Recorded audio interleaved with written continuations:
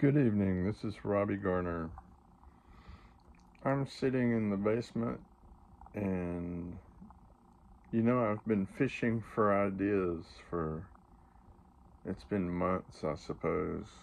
Just sort of like writer's cramp, but more of a generalized kind of malaise, I guess you would call it. A general malaise that only the genius possess and the insane lament. That's from Austin Powers. Um,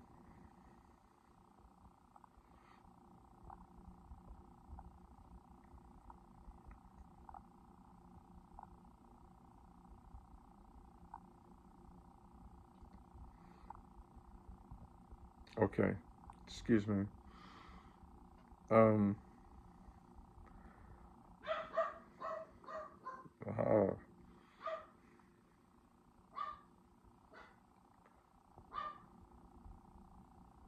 so anyway,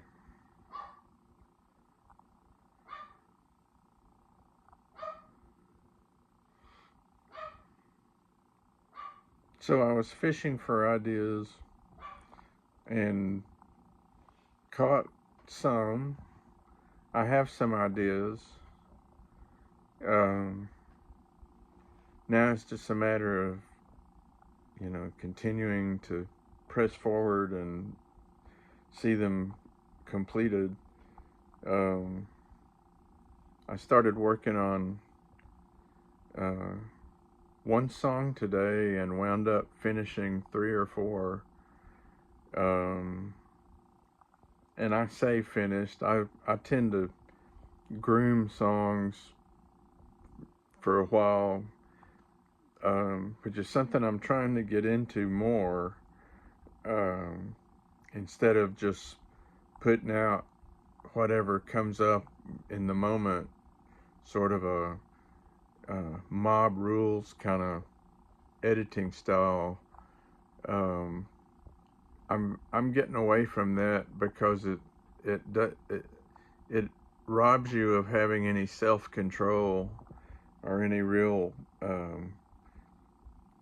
ability to realize your own future because uh, you just um, can't quickly put something out is the thing. There's this tendency that there's a time that you feel some kind of time pressure, and that you have to push and hurry and work and do things, and it's not really like that. You've got decades if you want to take it. I mean, look at Proust. Um, you know, uh, in search of memories past. Um, it's like 14 books, and um, I mean, the only modern comparison to that is Harry Potter. Look at Harry Potter. How many books did she make? J.K. Rowling puts out uh, tome after tome of interesting and entertaining material. Absolutely phenomenal. I mean, they're always trying to estimate what the IQ of people like Isaac Newton or Albert Einstein. They ought to go test J.K. Rowling, see what her IQ is, because I bet it's pretty high. Um, I don't hear people talk about that with her. Um, why would you think it's different? Is it because she's a creative person and not a mathematician? What if she were both? Um, Mary Shelley or some, you know, author that could have all kind of capabilities. People were more versatile back in the 1800s. Uh, there just weren't standards or restrictions on everything. Um, there just wasn't the same level of technology that we have today. Um, I think that's kind of the difference. Um, there's, you know, um,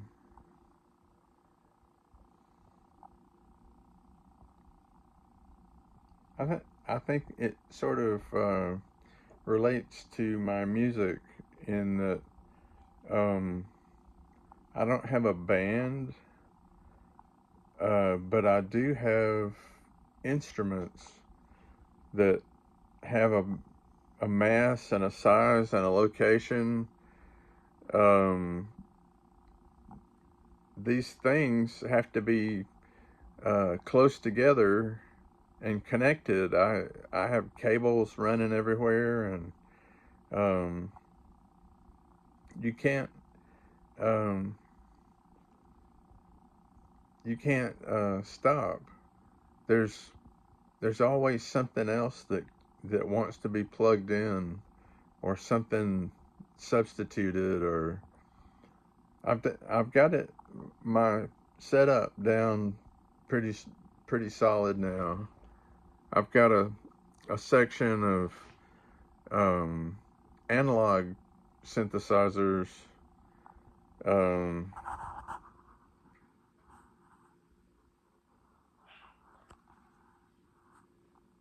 I don't know what this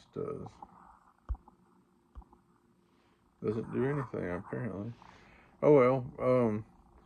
Anyway, those analog keyboards are um, cool, and they have their sound. And if you can keep up with them, they would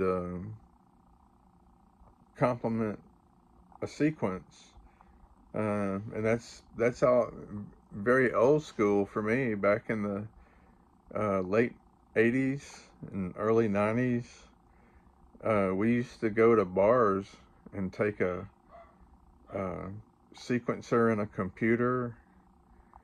Back then, it looked like an IBM PC from the '90s. Um, we took that and set it up on stage in a bar and used it to play a big rack, which I still have over here.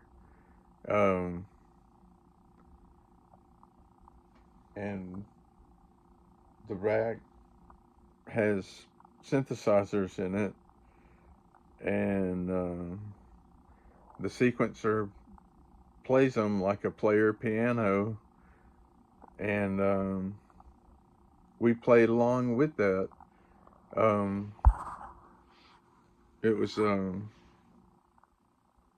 fun way to perform because you could do songs that were more complicated than any three or four band members could create.